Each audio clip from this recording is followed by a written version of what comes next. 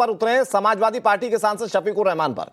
PFI एक संस्था है तो कार्रवाई क्यों की जा रही है, यह शफीकुर रहमान बर्क का सवाल है।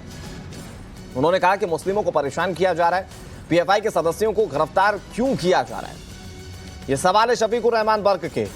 लेकिन सवाल ये भी खड़े होते हैं कि आखिर इस तरह की कार्रवाइयों को हिंदू मुस्लिम के तौर पर क्यों देखा जा रहा है, इस तरह की कार्रवाइयों को लेकर, क्योंकि इसके पास इस पूरे मामले में जांच टीम के पास एक स्ट्रांग इनपुट है और उसके बाद ये कार्रवाई की गई है। बावजूद इसके शफीकुर रहमान कैसे सवाल उठा रहे हैं, आपको सुनाते हैं।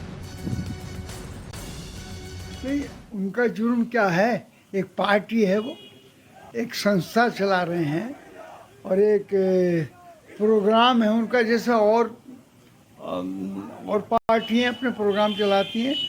तो उनका जुर्म क्या है कि क्यों गिरफ्तार किया जा रहा है?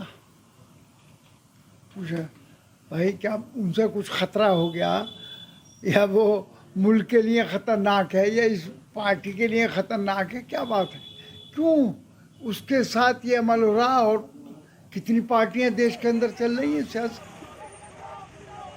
शफीकुर रहमान बर्क को आप सुन रहे थे, अपने बयानों के लिए काफी चर्चित रहे हैं। एक बार फिर से उन्होंने ये बयान दिया। आदर्श हमारे साथ जुड़े हुए हैं। आदर्श, इस तरह की कार्रवाइयों को क्या हिंदू मुस्लिम के चश्मे से देखना जरूरी है? क्योंकि अगर पीएफआई पर कार्रवाई की जा रही तो अब तक कई ऐसे इनपुट, कई ऐसे लीड्स मिल चुके थे जांच टीम को जो कार्रवाई करने के लिए मजबूर करते थे, और उन दस्तावेजों, उन लीड्स के हिसाब से कार्रवाई की गई। तो अब इसे एक खास चश्मे से, खास धर्म के चश्मे से क्यों देख रहे हैं शफीकुर रहमान बर्क?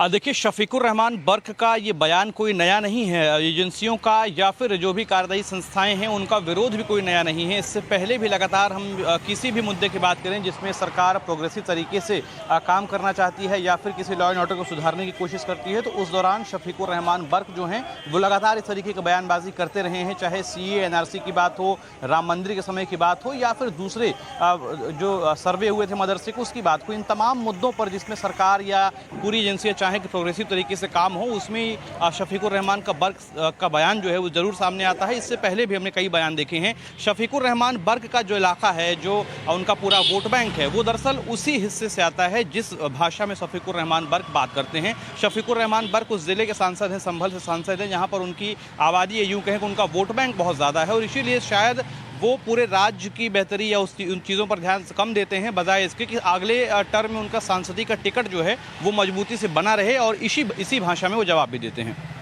लेकिन आदर्श, जांच टीम की कार्रवाई पर तो एतबार होना चाहिए। अगर जांच टीम कार्रवाई कर रही है, और जैसा कि हमने दस्तावेजों के माध्यम से बताया कि कल की इन्वेस्टिगेटिव रिपोर्ट में यह बात सामने आई कि कुछ नेता बीजेपी के, कुछ कार्यकर्ता आरएसएस के टारगेट पर थे, हिट लिस्ट बाकायदा बनाई गई थी। अगर इस तरह के इनपुट मिल रहा है कार्रवाई के बाद, और ये चौंकाने वाले इनपुट हैं, तब तो इसे समझना पड़ेगा। इसके बावजूद भी आप कार्रवाइयों पर सवाल उठा दें, पीएफआई के समर्थन की बात करें, तो ये तो शायद किसी के भी गले से नहीं उतरेगा।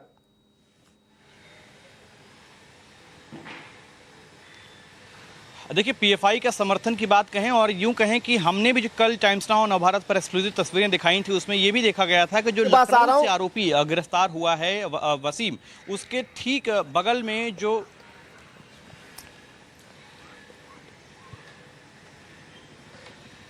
रतन शारदा संघ विचारक हमारे साथ जुड़ गए हैं इस पर ज्यादा बातचीत के लिए। रतन शारदा जी, बहुत बहुत स्वागत आपका। लेकिन एक इनपुट जो सामने आया है कल की कार्रवाई के बाद, वो ये बताता है कि बीजेपी के नेता और आरएसएस के कार्यकर्ता निशाने पर हैं, और वो निशाने पर कुछ इस तरह से हैं कि 24 घंटे के शॉर्ट नोटिस पर भी हत्या कर सकते हैं। कैसे देख रहे हैं सर आप इसे?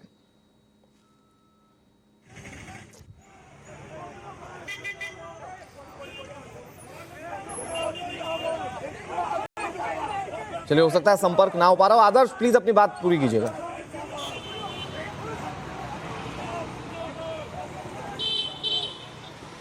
हाँ, तो मैं ये कह रहा था कि जिस तरीके से कल भी हमने एक आरोपी को देखा जो लखनऊ से गिरफ्तार हुआ था, वसीम, उसका घर ठीक उस जज के घर के बगल में था जो वाराणसी केस से सुनवाई कर रहे थे। और ऐसे में हम सिर्फ ये बात कह रहे हैं, ये बात दर्शा रहे हैं इन लोगों तक कि आखिर अगर इसमें कुछ बात सामने आती है तो इसकी गंभीरता कितनी हो सकती है, आप इस बात का अंदाज़ा लगाएं। इससे पहले भी जो